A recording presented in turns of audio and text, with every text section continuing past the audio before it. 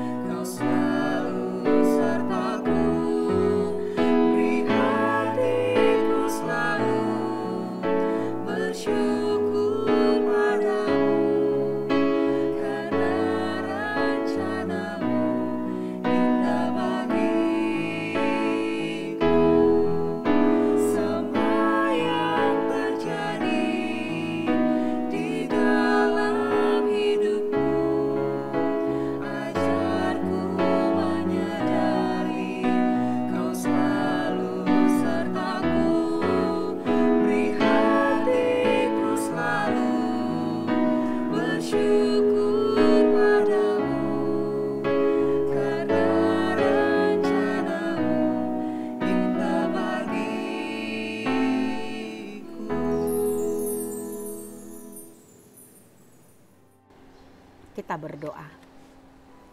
Kami bersyukur dan berterima kasih kepadamu Bapa untuk kasih setiamu yang senantiasa menyertai hidup kami hingga saat ini. Terima kasih Tuhan memberikan kami waktu sebentar untuk mendengarkan firman-Mu, dan biarlah Roh-Mu yang kudus yang menyertai kami, menolong kami untuk mengerti kebenaran firman-Mu. Terima kasih Bapa, dalam nama Yesus kami berdoa. Amin. Saudara-saudara yang dikasihi oleh Tuhan Yesus, firman Tuhan sebagai renungan pada hari ini, yaitu yang tertulis dalam kitab Yesaya pasal 61 ayat 8. Begini firman Tuhan. Sebab aku, Tuhan, mencintai hukum dan membenci perampasan dan kecurangan. Aku akan memberi upahmu dengan tepat dan akan mengikat perjanjian abadi dengan kamu. Dalam bahasa Batak dikatakan, ai audo jahoba naholong roha di hati goran. Alai nama gigi mida tabetaban pangarupaon. Sai lehonok kudo upanasida di bagasan hasitongan. Jala pahotok kutu nasida padan saliling-lilingnya. Demikian firman Tuhan. Saudara-saudara yang dikasihi oleh Tuhan Yesus Kristus, Alkitab begitu banyak memberikan gambaran kesaksian tentang kasih Tuhan yang begitu besar terhadap kehidupan manusia. Kasih-Nya yang begitu besar itu dapat kita lihat di dalam sejarah kehidupan umat-Nya, Israel. Umat-Nya yang terus-menerus melakukan begitu banyak pelanggaran, pemberontakan, meninggalkan Allah, dan terus-menerus secara berulang-ulang. Namun Allah begitu penuh dengan kesabaran dan kesetiaan.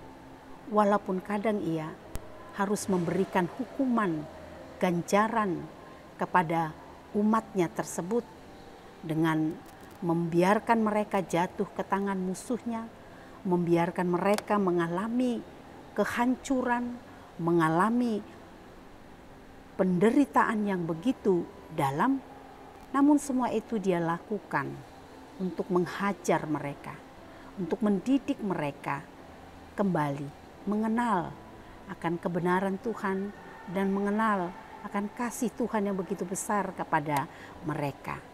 Ketika Allah mengizinkan mereka melewati masa penuh penderitaan sebagai cara Allah untuk mengajar mereka, di sana pun Allah tetap menunjukkan kasih-Nya yang begitu besar kepada umat-Nya. Karena setelah mereka melewati masa-masa penghukuman tersebut, Allah kembali menunjukkan kasih setianya, pengampunannya, dan memulihkan umat-Nya. Saudara-saudara yang dikasihi oleh Tuhan Yesus Kristus, hal itu yang bisa kita lihat juga dalam kehidupan bangsa Israel setelah mereka menjalani penghukuman. Mereka dibuang ke negeri Babel selama 70 tahun sebagai bentuk hukuman Tuhan atas dosa, kejahatan, pelanggaran, dan pemberontakan mereka. Tapi Tuhan tidak membiarkan mereka begitu saja. Tuhan memulihkan, Tuhan memberikan kembali janjinya untuk memulihkan umat-Nya tersebut. Dan Allah menjanjikan bahwa mereka akan kembali membangun reruntuhan kota-kota mereka yang telah hancur. Mereka akan kembali mendirikan tempat-tempat yang selama ini telah mereka tinggalkan, yang telah menjadi tempat yang sunyi. Dan Allah juga memberikan janji kepada mereka bahwa mereka akan menikmati kekayaan dari bangsa-bangsa, dari orang-orang luar di sekitar mereka. Bahkan mereka akan menjadikan bangsa-bangsa lain itu, orang-orang luar, menjadi pekerja mereka. Dan semua itu adalah sebagai ganti dari kedukaan, dari semua kepahitan yang telah mereka alami.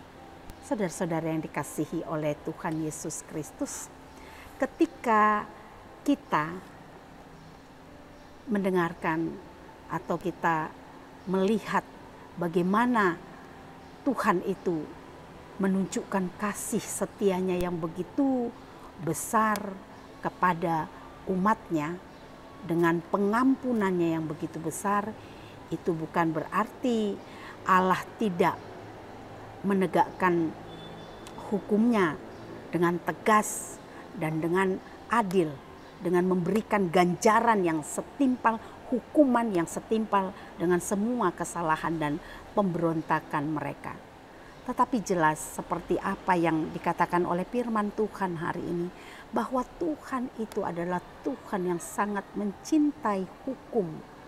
Artinya Allah kita adalah Allah yang benar-benar mau melakukan keadilan terhadap umat-Nya.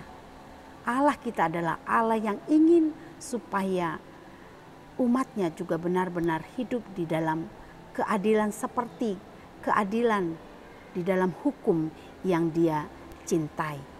Saudara-saudara sekalian, firman Tuhan tadi mengatakan bahwa Allah begitu mencintai hukum, Allah begitu membenci perampasan, begitu membenci kecurangan. Allah tidak menginginkan semua itu, bahkan itu adalah sesuatu yang sangat-sangat menjijikkan dan benar-benar tidak dikehendaki oleh Allah. Oleh sebab itu saudara-saudara yang dikasihi oleh Tuhan Yesus, Tuhan mau juga setiap umat-Nya juga benar-benar hidup di dalam kesetiaan untuk melakukan hukum ketetapan yang telah Dia berikan secara benar, bukan dengan kecurangan, bukan dengan kelicikan, dan bukan dengan sikap-sikap yang menentang hukumnya. Oleh sebab itu saudara-saudara yang dikasihi oleh Tuhan Yesus, semakin kita merasakan kasih Allah, semakin kita merasakan pengampunannya yang begitu besar, luar biasa di dalam kehidupan kita, sebagaimana telah Ia nyatakan di dalam kehidupan umat-Nya Israel, sesungguhnya di sanalah kita semakin memiliki kekaguman dan ketaatan kepada Allah.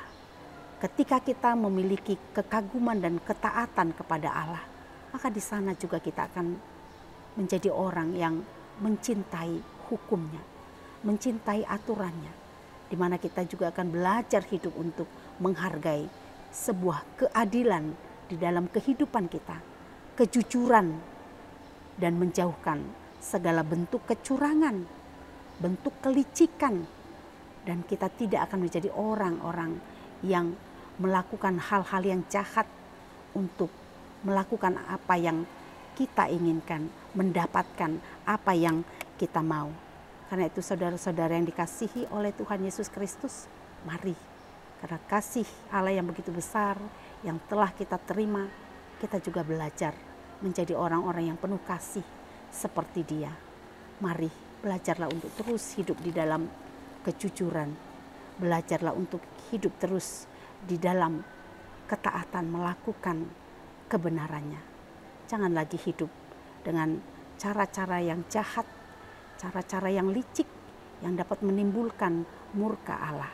Saudara-saudara, mungkin kita berkata atau berpikir dalam hati kita bahwa tidak ada gunanya juga ketika kita belajar menjadi orang yang hidup di dalam ketaatan, di dalam kejujuran, karena toh kita melihat banyak orang yang hidup di dalam kejujurannya tidak mendapatkan upah yang setimpal dengan apa yang mereka lakukan. Namun firman Tuhan hari ini mengingatkan kita, percayalah, ketika ada orang-orang yang mau hidup setia di hadapan Tuhan, melakukan hukumnya di dalam kejujuran dan ketulusan, maka firman Tuhan tadi berkata bahwa aku akan memberikan upahmu dengan tepat. Saudara-saudara, yakinlah Tuhan tahu upah yang terbaik bagi kita. Tuhan tahu juga saat yang paling tepat untuk memberikan upah atas segala kejujuran, kesetiaan yang kita lakukan di dalam kehidupan kita sebagai bentuk ketaatan kita kepada Dia. Tidak ada ketaatan yang tidak dihargai oleh Tuhan. Dia pasti menghargai setiap ketaatan kita. Oleh karena itu, mari terus hidup di dalam ketaatan sebagai bentuk rasa syukur kita kepada Dia atas kasih-Nya yang begitu besar, pengampunan yang begitu besar. Pada waktunya setiap kita pasti akan menerima upah dari setiap kejujuran, ketaatan yang kita lakukan oleh karena hormat kita kepadanya. Dan sebaliknya, berhati-hatilah, Allah juga akan memberikan sesuatu yang akan menjadi ganjaran, menjadi peringatan bagi kita ketika kita hidup dengan kecurangan, hidup dengan kelicikan kita untuk mendapatkan apa yang kita mau. Oleh sebab itu, mari terus hidup di dalam ketaatan, hiduplah di dalam hukum-Nya, hiduplah di dalam keadilan sebagai bentuk rasa syukur kita kepada Tuhan. Tuhan Yesus memberkati. Mari kita berdoa. Terima kasih Bapa untuk firman-Mu yang telah mengingatkan kami pada saat ini, supaya kami sungguh-sungguh menunjukkan ketaatan kami, hidup mencintai hukum-Mu Tuhan, hidup di dalam kejujuran, melakukan hukum. Biarlah Bapa, kiranya firman-Mu benar-benar memampukan kami untuk melakukan apa yang Engkau kehendaki. Tuhan, ajar kami untuk benar-benar mensyukuri setiap kebaikan, kemurahan hati yang Engkau telah nyatakan bagi kami. Sehingga kami benar-benar Bapa belajar hidup juga untuk menjadi orang-orang yang senantiasa hidup di dalam rasa syukur kepadamu. Terima kasih Bapa di sorga, kami serahkan segenap hidup kami sepanjang hari ini ke dalam tangan Tuhan. Biarlah Engkau yang pimpin hati kami untuk selalu hidup melakukan apa yang benar di hadapan. Terpuji Engkau di dalam nama Tuhan Yesus Kristus kami berdoa. Amin. Mari saudara-saudara sekalian tetap hidup di dalam kebenaran Tuhan. Hiduplah terus di dalam ketaatan kepadanya. Tuhan memberkati kita sekalian. Sampai jumpa.